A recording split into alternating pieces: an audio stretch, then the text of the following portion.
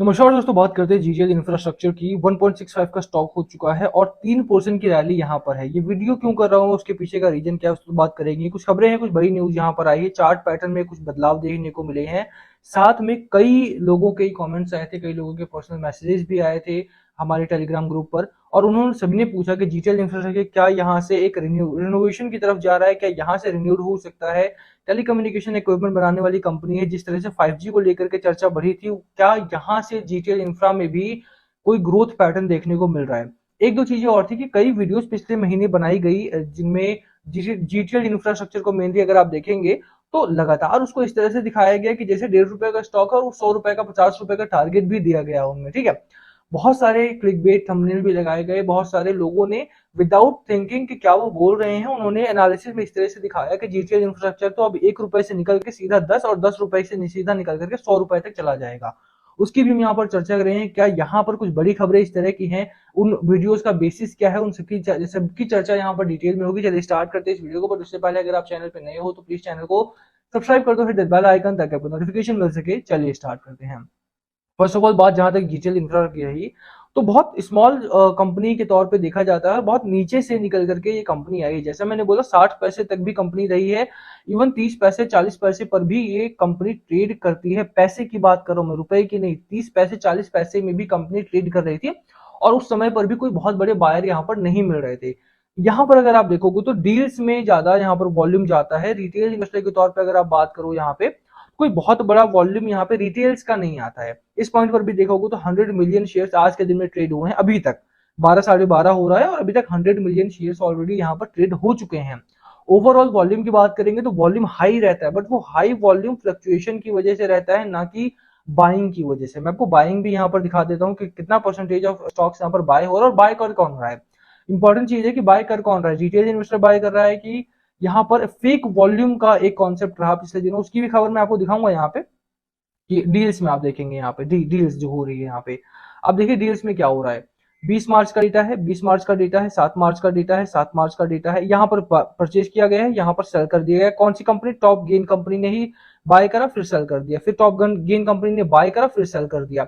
Fake volume यहाँ पर दिखाया जाता रहा है, लगातार यहाँ पे फेक वॉल्यूम दिखाते हैं ताकि वॉल्यूम अगर ज्यादा आएगा रिटेल इन्वेस्टर को लगेगा कि हाँ यार ये तो अच्छी कंपनी होने वाली है और यहाँ से बाइंग करनी चाहिए।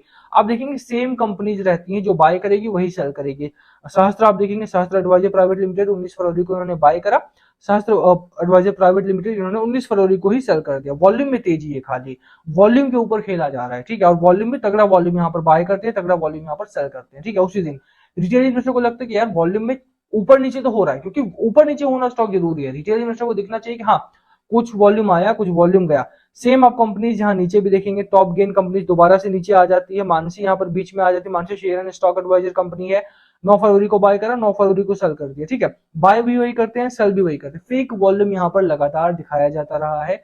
यूट्यूब पर कई सारे चैनल्स ऐसे हैं जिनको कंपनीज पैसा देती हैं डायरेक्टली और इनडायरेक्टली, जो कि फेक वीडियोस बनाते रहे हैं लगातार। फेक स्टॉक्स को, जो छोटी कंपनीज है उनको पुश करने के लिए लगातार इस तरह की वीडियोस बनाई जाती रही हैं कि हाँ आप ये स्टॉक खरीद लो, इसका टारगेट 100 हो सकता है, इसका टारगेट 200 हो सकता है, 300 हो सकता है, विदाउट एनी बेसिस। कि क्या कंपनी का बेसिस आप देखेंगे, 100 बिलियन स्टॉक्स आज भी ट्रेड हुए हैं यहाँ पे। अभी तक अगर आप बात करें तो 100 मिलियन स्टॉक्स यहाँ पर ट्रेड हो चुके हैं। वॉल्यूम में तगड़ा खेल, वॉल्यूम का खेल है ये पूरा का पूरा।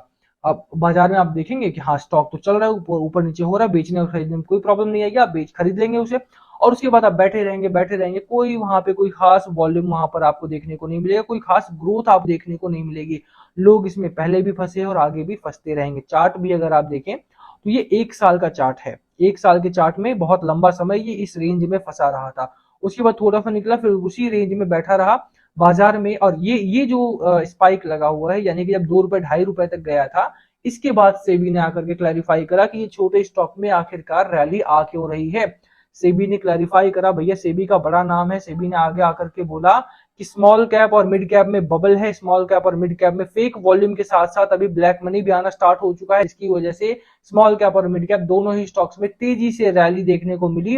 2.5 रुपए तक ये स्टॉक भी गया, 70 पैसे वाला 60 पैसे वाला स्टॉक डायरेक्टली 2.5 रुपए तक गया। 150 से 200%, 300% की रैली बहुत सारे स्टॉक्स में देखने को मिली एक छोटे समय में।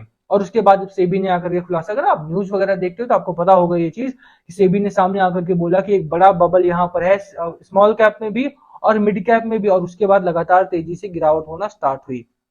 अच्छी चीज क्या है, अगर आपने खरीदारी कर रखी है, ये तो सारी चीजें एनालिसिस के बेसिस पे हो गई। अच्छी चीज ये है कि मार्केट अभी सेटलमेंट की तरफ है और स्टॉक भी अब थोड़ा सा सेटल होता हुआ दिखाई दे रहा है। अगर आपने अभी तक खरीदारी नहीं की है तो ये स्टॉक मैं बिल्कुल भी एडवाइज नहीं करता हूं, मैंने कई वीडियोस बनाई हैं।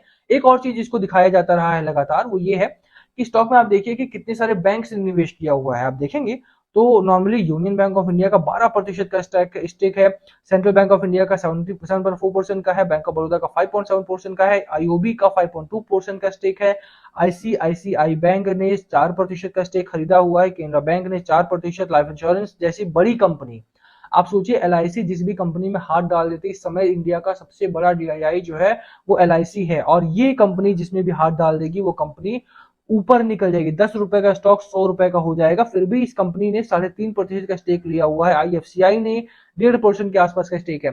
ये कहा जाता रहा, बहुत सारी वीडियोस, 37,000 40,000 वीडियोस व्यूज हैं उन पे, और उसके बावजूद लोगों को नहीं पता लगता है कि कौन अच्छे से एनालिसिस कर रहा है और कौन फेक एनालिसिस कर रहा है। लोग देखते हैं, लोग सब्सक्राइब करते हैं, लोग लाइक करते हैं उन वीडियोस को, क्योंकि उनमें बड़े टारगेट्स दिखाए जाते हैं। फिर एक बार वो फंस जाते हैं तो कंप्लेन करते हैं, फिर मैसेजेस करते हैं।